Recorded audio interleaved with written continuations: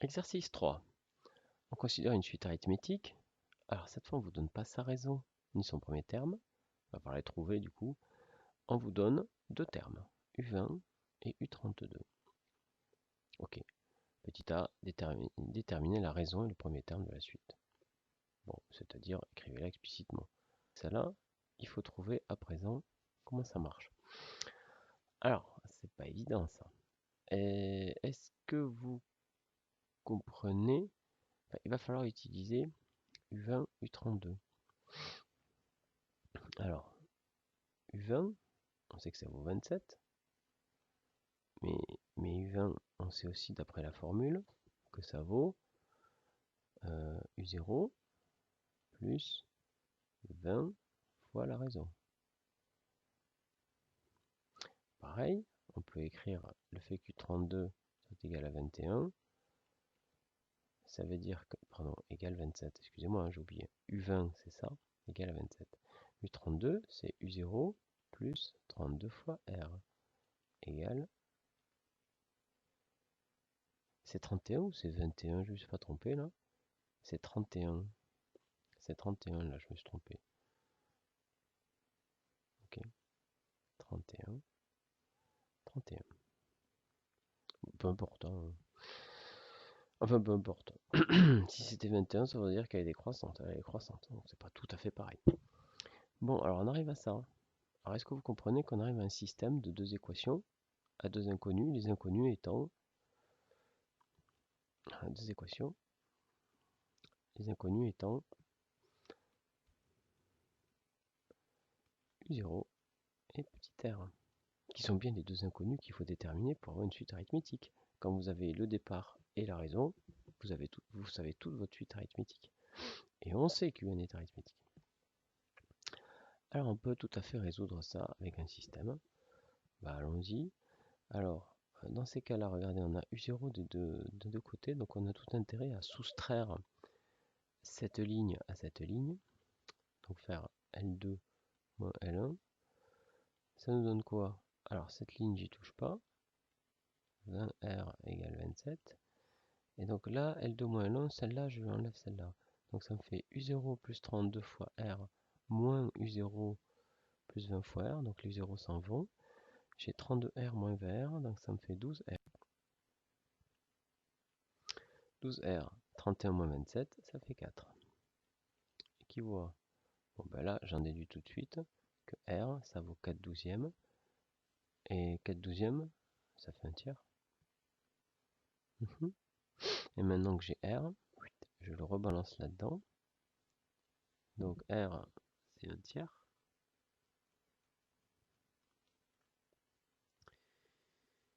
Rien égale un tiers, je touche pas. Et là j'ai U0. Bon, c'est pratique, il est tout tranquille, donc je vais faire 27 moins 20 moins 20 tiers. Or 27 moins 20 tiers, ça fait quoi?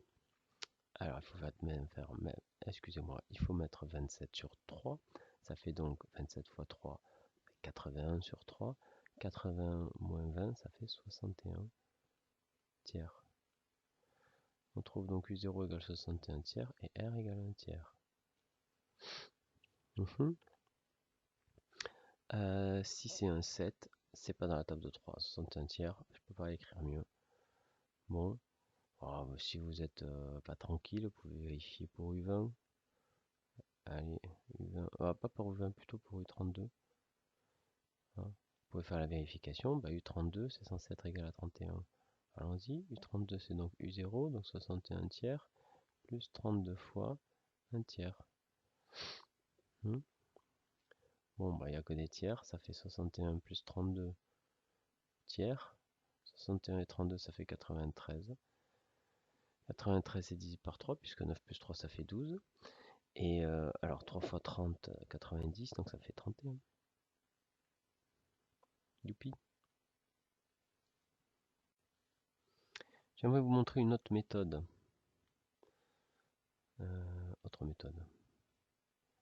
Qui utilise justement la formule qu'on vient de démontrer. Vous savez, la formule qui exprime UN en fonction de UP, en disant que c'est UP plus N-P fois la raison. C'est facile à retenir, regardez, NP, N-P. P. D'ailleurs, on pourrait peut-être ce serait peut-être plus simple de la retenir comme ça. Oui, un moins du P égale n moins P R. Oui, comme une symétrie, n moins P, n moins P. Bon, parenthèse. Mais ici, on a un N et un P, on a 20 et 32. Donc tiens, je vais directement utiliser celle-là. Ça me fait donc U32 moins U20. Ben, c'est donc 32 moins 20 fois la raison. Et l'intérêt de cette formule, c'est qu'elle ne fait pas apparaître U0 justement. Donc j'ai directement R. R, c'est donc directement U32, mais U32 c'est 31 moins 20 sur 32 moins 20. C'est-à-dire 31 moins 20, ça fait 11.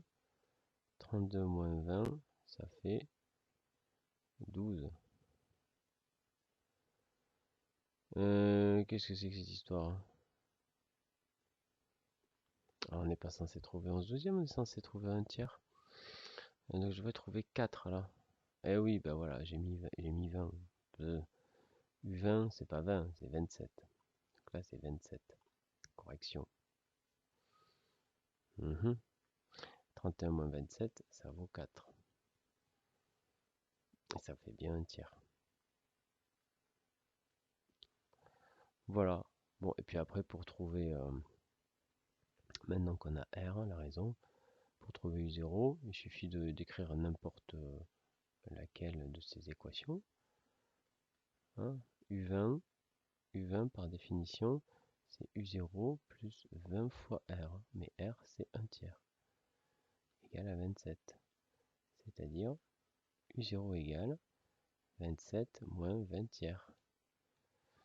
Bon, on l'a déjà fait tout à l'heure, hein, on arrive à ce qu'on avait trouvé, je sais plus ce que c'était. C'était pas 61 tiers, un truc comme ça, ouais, c'est ça. Bon, ça vous rappelle rien, ça? Ces différences, cette espèce de formule là, ça, là, ça vous rappelle rien, là, truc moins machin divisé par un bidule moins. Et ça, c'est. Ça vous rappelle rien, ça?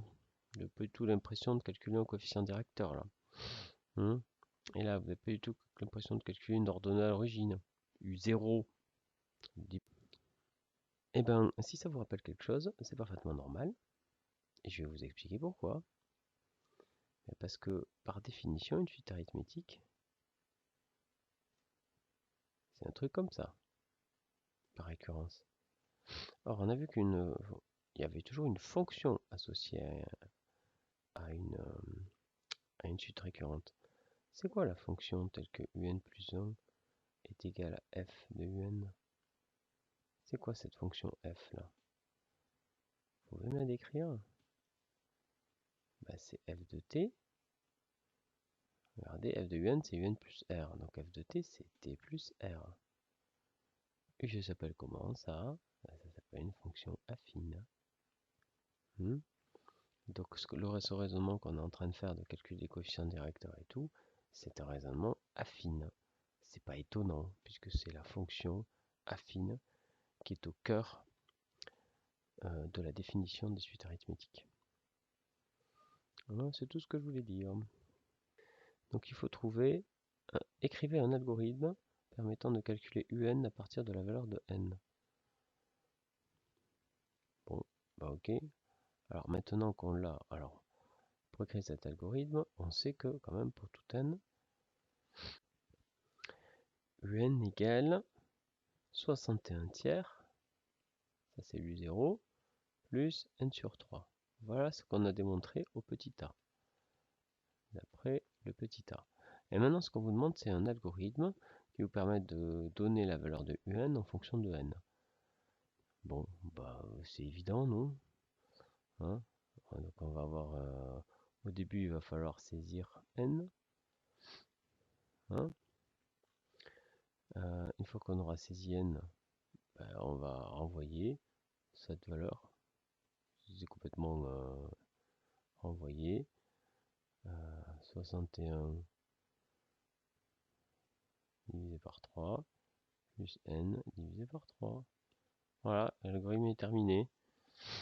Bon, comme je suis gentil, je vais le faire en TI. Alors, on va se placer là pour y voir quelque chose. Ouais, on n'y voit rien quand même. Programme. Ah, oh, Toscane. Il existe encore celui-là. C'est avec vous qu'on l'avait fait, je me souviens plus. En seconde. Alors, nouveau. Programme. Donc, saisir. Saisir en TI, c'est prompt. Prompt N. Alors, alpha N. Voilà. Prompt N. Et puis, disp. Voilà, on va utiliser une variable pour stocker le calcul, parce qu'on est très dispendieux. 61 tiers plus n divisé par 3. Qu'est-ce qu'elle est lente cette machine. Bon, et ce résultat, je le store dans, pourquoi pas A. Et puis je fais display A. Entrée-sortie. Display A. Voilà. Eh ben voyons voir. Programme. F. Entrée. Il me demande n. Eh ben je vais lui mettre 20. Comme ça il va me répondre 27. Gagné. Je vais lui mettre 32. Il est censé me répondre 31. Gagné. Et si je lui mets 0, il est censé me répondre 61 tiers. Qui fait 20,333. Ah, super. Terminé.